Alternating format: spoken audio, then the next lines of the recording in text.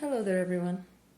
Because social cohesion is such an important part of our lives at even a very primal level of our being, it's understandable that most of us have some measure of resistance to conflict, but some of us are absolutely debilitated by it.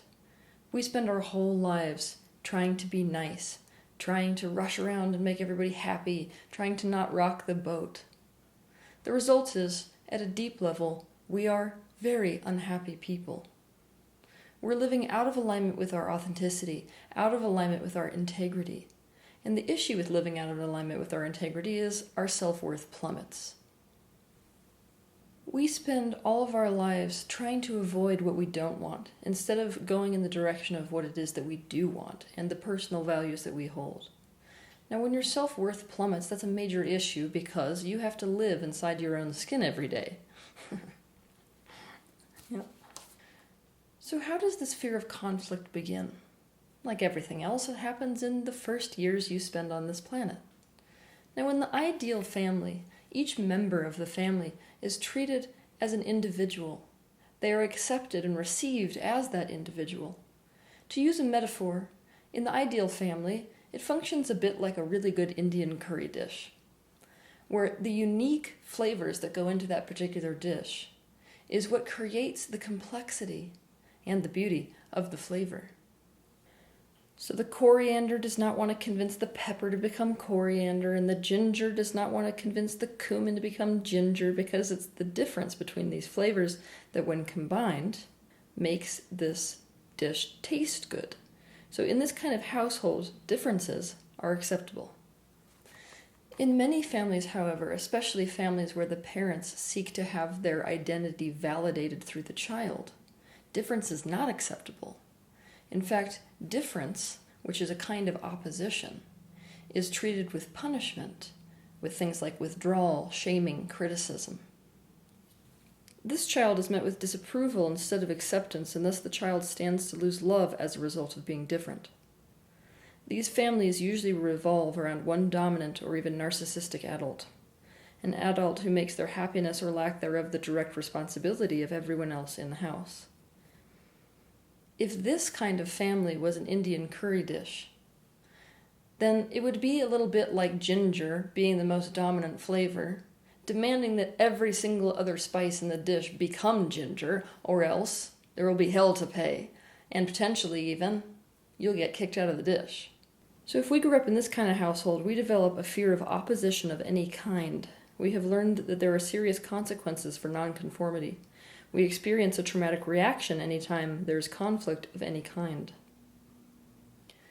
In relationships, if we experience a conflict, this is considered a rupture in the connection or a rupture in the relationship. And when we find a way to resolve that particular conflict, that is considered a repair in the relationship, where you reestablish a connection and even a deeper sense of connection with the person whom that relationship rupture just occurred with. Now, rupture in relationships is inevitable, because the reality is you're going to say something that's going to upset each other one day. You're going to have differing opinions. Because of this, the most important thing about relationships is your ability to create repair. Now, if you have grown up with a fear of conflict, that means that you have a limited experience with repair. And why is repair so important? Because that is what gives us a sense of relationship security. So if you have an issue with conflict, you have a limited experience with repair, and thus with that security, that the relationship is going to be there, that connection is going to be a permanent instead of a temporary sort of fleeting thing that can go away at a moment's notice with one mistake. Most often what we see is that one parent in our childhood, or both, were unconcerned with creating repair in the relationship. So when a rupture occurred, the parent did not seek to solve it with us. Love was a power struggle to them, and so they expected us to be the ones to yield and create that repair that we so desperately needed by conforming to something that they were wanting from us. So we had no relationship security. We spent our lives trying to avoid the rupture in all of our relationships because we feel no security that if there is rupture, there will ever be repair. The security of the relationship, and therefore our emotional safety, was entirely at the mercy of our ability to never upset this parent. In adulthood, we panic whenever conflict arises because we're convinced that there will be no repair in a relationship. This is why we scurry around doing anything we can to pacify all parties involved. We think we're doing this for their benefit, when in fact we're just doing this so we can guarantee our own emotional safety, our own inner peace and security. If we are truly afraid of conflict, we will avoid two basic situations. The first is a conflict that involves somebody who's directly upset at us specifically. For obvious reasons that I've just mentioned, our experience with conflict is that it's going to lead to pain. We want to avoid this kind of situation because we've learned that it leads to feelings of shame. Our self-worth will decrease. We will lose people. We'll feel a sense of abandonment. So it's those consequences that make it so fearful for us to stay present instead of escape out of the particular conflict. Most of us who fear conflict are afraid that if someone disagrees with us, especially if they challenge us, it means they don't like, love, or approve of us. And since we are a social species, that registers in the human system as a threat to our survival. The second situation which we will avoid at all costs is conflict that occurs between two people where we are not even necessarily involved. We don't want to get involved in other people's conflicts. The reason is, when two people get into a conflict, we feel like we have to pick sides.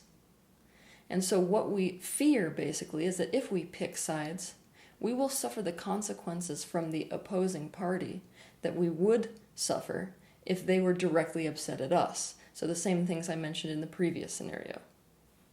This makes us feel emotionally unsafe whenever people are upset, and we cope by trying to avoid or escape the situation. Conflict is an inevitable part of life. The reason is that we all experience this life through different perspectives, individual perspectives. That means that your perspective is going to differ from the next person's. So is your life experience. So is the way that you deal with things. Because conflict is basically unavoidable, then we run a real risk when we resist conflict of digging ourselves a deeper hole. Haven't you noticed if you avoid conflict that you just continually attract people into your life that seem to stir it up wherever they go? This is, of course, the universe's sometimes less than loving feeling way of making you face this fear so that you will live a more fulfilling life. But when we are tiptoeing around in life, trying to avoid conflict and can't, we set ourselves up for failure. We can't live a life of authenticity and integrity, and we cannot experience relationships that are healthy. We lose all self-respect. We also lose the respect of others. We are ironically hurting ourselves for the sake of trying to stay emotionally safe. Also, the majority of people who want to avoid conflict can't stand the idea of hurting other people, but what if I told you that by avoiding conflict, you are absolutely hurting other people? Now, there's a whole plethora of ways that you can hurt other people by avoiding conflict, but I'm going to list just a few of them here. The first is, if we avoid conflict, we misrepresent ourselves. Now, if people get into a relationship with us and we're continually telling them what we think they want to hear instead of the truth of ourselves, we have just made it so that they have gotten into a relationship with a facade, and it's a facade that we can't keep up. So the minute that facade slips, they feel disillusioned, like, who the hell is this person that I thought I married or that I thought was my friend? If our prerogative is to express who we genuinely are and what we genuinely think instead of to tell people what they want to hear, we will end up surrounded by people who love us for who we are and who are happy being around us. If, however, our prerogative is to tell people what they want to hear, we will have deceived them, potentially into being in relationships that they would not have gotten into if they would have known our true preferences, opinions, and feelings. When we avoid conflict, we avoid being real in relationships, and so real love is not possible. We also fall prey to being very passive-aggressive, and there is hardly anything worse for people than to be with someone who is passive-aggressive.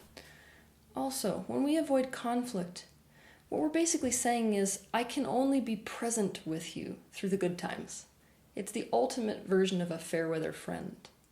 When conflict arises, you're almost saying, you know what, you can be on the battlefield by yourself. I'm out. Peace out. That is hardly a loving thing to do. And if our consciousness is going to increase, we need to learn how to be unconditionally present for somebody in both the good times and the times that we would judge as not so good. There is also a very covert pattern which we fall into when we are avoiding conflict that hurts people immensely. It's the classic story of the turncoat. We sacrifice the people that we love for the sake of avoiding conflict. Now, let's say that you were in a relationship with somebody long enough that you had experienced multiple ruptures and multiple repairs to the relationship. You would now have a degree of security in that relationship. And so, to some degree, you can guarantee your emotional safety with that person. So if that person in our life gets into a conflict with someone else, we will side with the opposition and throw our loved one under the bus, so to speak, because the opposition is the one that we cannot guarantee that we are emotionally safe from yet. Yikes. What this means is that the loved one that we do have emotional security with, we use as a pawn in order to avoid the consequences of people who we don't have emotional security from yet. I find that once people notice that they're actually causing people pain by trying to avoid conflict, it's much easier to change that pattern. So now that you know why you have this avoidance of conflict, what are you supposed to do about it? I'll list these ideas or suggestions for you now. Step 1. If you have a fear of conflict, then you've got boundary issues. Specifically, your boundaries are far too weak. For this very reason, I want you to watch my YouTube video titled, How to Develop Healthy Boundaries. 2. You've got to see that regardless of whether you engage in the conflict or try to escape from the conflict, you are going to feel emotionally uncomfortable. There are serious costs to avoiding conflict that you are not allowing yourself to become aware of yet. But becoming aware of this enables you to make the decision that is the most self-loving. We need to see that by avoiding conflict, you might be temporarily avoiding the opposition or that feeling of not being in coherence with someone that you want to be in coherence with, and you might temporarily be avoiding your fears. But you are also heading in the direction of a life that will not feel good to you. You will spend your time complaining, feeling resentful, ruminating on what happened, feeling bad about yourself because you've abandoned yourself and others, and thus aware that you're not living authentically and not living with integrity. So the question to ask yourself is, if there is going to be discomfort either way, is avoiding the conflict worth it? Step 3, you need to see conflict as an opportunity instead of as a disaster. Conflict is the absolutely perfect time to gain knowledge about yourself, to actually know what your authenticity genuinely is. Now, conflict is basically contrast. It's when there are two opposing viewpoints, two opposing needs. Now think about life here on planet Earth to begin with. The main platform of this planet was the idea of contrast, that without the comparative experience, no understanding could be gained at all. And so when you experience an opposition, you gain more clarity about where you actually stand. Every time a conflict arises, we can see it as an alarm bell that tells us, here's an opportunity to really know yourself. When conflict arises, we need to use those conflicts to ask ourselves, what do I really believe? What do I really want? Why did I really do this thing or say this thing? What do I really think in this situation? And beyond just the understanding, conflicts are an opportunity to take an action step to line up with our own personal truth and integrity. It's an opportunity for us to take action that sends ourselves the message, you know what? I stand here for myself, with myself, squarely in my authentic truth. That's a very stable place to be standing. Get ready for a serious boost of self-esteem.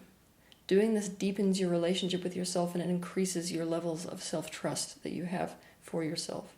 You can't really trust yourself if you're not standing squarely in your authenticity. If whenever somebody walks in the room, you suddenly lose your footing and try to merge with them instead of maintain a sense of your own personal truth. Because self-trust is such an issue for those of us that avoid conflict, I want you to also watch my YouTube video called How to Trust Yourself. Step 4. When you feel the immediate fear crop up as a result of a conflict that is occurring, I want you to use that emotion as an alarm bell that alerts you to the fact that you're triggered. And then what you do, instead of trying to escape from the fear, is to face the fear, become completely aware of what it is precisely that you fear in that moment. The most obvious thing to ask yourself about fear of conflict in general is, what would be so bad about upsetting someone? You also need to become aware of what it is that you're fearing in the exact situation that you find yourself in. For example, let's say that you're going out with a friend and they want to go somewhere that you really don't want to go and they've invited you and you're real tempted to say yes just because you want that kind of merging. Now, what you would say to that friend if they asked you is, give me a minute to decide. But in that minute, you would use that minute to decide what you were really afraid of, and then you would express that authentic truth to your friend. So for example, let's say that in that particular scenario, you find that you really don't want to go to this thing that they've invited you to, but you're afraid that by not going, they're going to be disappointed and thus withdraw from you and rupture the connection so that you're not really close friends anymore. What you would do then is to actually say that, look, I really don't want to go to this thing, but my fear is that if I say no, then you're going to be disappointed and then there's going to be a rupture in the relationship and I'm going to lose you in some way, and I don't really want to experience that because you matter to me. This is an authentic expression. It means that you're standing squarely in the space of integrity. And let me tell you, if you express yourself like that to a friend, if this friend is worth keeping, then they're not going to shame you for that particular expression.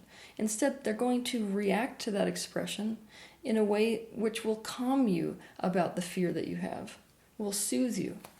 In other words, they will reassure you of the connection and not require you to abandon yourself for the sake of the relationship. And the more reassured you are that the conflict will not lead to permanent rupture, the easier it will be to dive right in when conflict arises. And yes, I am asking you to be brave enough to be vulnerable like that. 5. Develop empathy for people. This is the reason. If we avoid conflict, we take everything personally. And the one way that I have found to completely eradicate taking things personally is to develop empathy. That means we need to look for the specific fears and vulnerabilities and pains and hurts in that person's life that is leading to the way that they are acting or to the perspectives which they are expressing to us. This is the only way to see that it's really not about us, even if right now we are triggering that situation. So when conflict arises, ask yourself, how is this person hurting? And meditate on that long enough to see below the surface of the conflict that is arising. 6. Get in touch with what is active in your subconscious mind. Obviously, when we have a fear of conflict, it's not our conscious mind that is ruling the scenario because, let's face it, our conscious mind would love to just be able to jump right in and know exactly what to do. But our subconscious mind is the one that's just ruling the joystick. So basically, if you don't know what's going on in the subconscious mind, there's a really great practice you can do. What you do is you sit down and you invite the inner child within you to come up within your body and to be the one to hold a pen in your hand, but you want that pen to be held in the hand that you do not write with usually. So let's say that you're right-handed and that's the hand you usually write with. That particular hand is wired to the conscious side of the brain, whereas the other one is not wired the same way, and so the subconscious mind can express itself through that particular exercise. So then you would have your inner child holding the pen write your adult self a letter about how it's feeling. And if you don't want to do it that way, the adult self can ask questions and then the inner child can answer them with the hand they don't usually write with. For example, I may ask, why are you feeling so scared right now? And the inner child might say, because if they're mad at me, I'll be put in my room all alone. Becoming conscious of these suppressed fears can enable us to be willing to consciously face conflict and see that we are being ruled by childhood fears that are irrational in our adulthood. 7. The avoidance of conflict is all about trying to feel emotionally safe. So instead of running around and trying to manipulate everybody into being happy so that then you can feel emotionally safe, I'm going to ask you to be brave enough to just go directly for emotional safety. So repeat after me.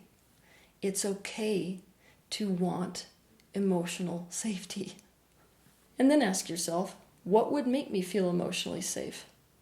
Survey your life and think about all the things that make you feel emotionally safe. Maybe it's reassurance that you're not going to lose someone if you voice your opinion. Maybe it's a comfort item you have around the house. Maybe it's being touched by someone. The point is, sometimes the very thing we need in order to be able to face conflict instead of avoid it is to ask ourselves or to have someone else ask us, what do I need in order to feel emotionally safe enough to face this conflict instead of avoid it? Here's another big repeat after me.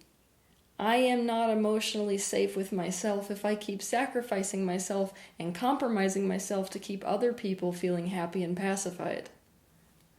8. Get in touch with your feelings.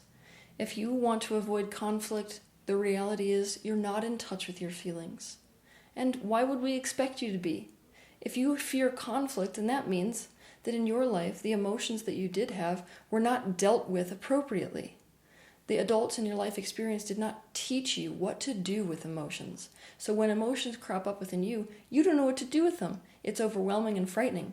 And when emotions crop up in other people, same thing. It's frightening. You don't know what to do with them. You do not yet understand that conflict does not have to be the frightening, destructive, explosive, or aggressive situation that you are picturing in your head. Your early social training was not supportive, it was punitive. So in order to learn exactly what to do with your own emotions and exactly what to do with other people's emotions, there are 2 of my videos on YouTube that I want you to watch. The first is how to heal the emotional body. The second is emotional wake-up call. 9. Develop your communication skills. One of the best ways to become confident in conflict is to become confident in your skills of communication. Maybe in the future, I will in fact do a video on how to communicate. But until then, here's a small tip. Ask as many questions as you can. Questions often result in quick resolution. Questions imply openness, and so they do not inspire defense. Now, Byron Katie has a quote which is one of my personal favorites. The quote goes like this: "Defense is the first act of war." Now, war is a certain kind of conflict. So it's easy then to see that if we can steer around defensiveness, both in ourselves and in other people, then the conflict will no longer be there. Questions get rid of defense. I especially want you to focus on questions that narrow down expectations. Most of the conflict that arises in our society is the result of expectations that aren't met, needs that conflict, or else needs that aren't met. So it's easy to see then how by asking a lot of questions we can narrow down what that unmet need is and find ways to meet it. That's instant resolution right there. We just have to figure out how to best meet those unmet needs. Now is the time to end the cycle of sabotaging yourself and others by spending your life in avoidance mode. When it comes to conflict, time will not make it better. Sleeping on it will not make it better. Conflicts will not go away. In fact, they will only fester. And the more you face conflict, the less afraid you will feel of it. You will experience the good that comes as a result of it. You will experience relationship repair.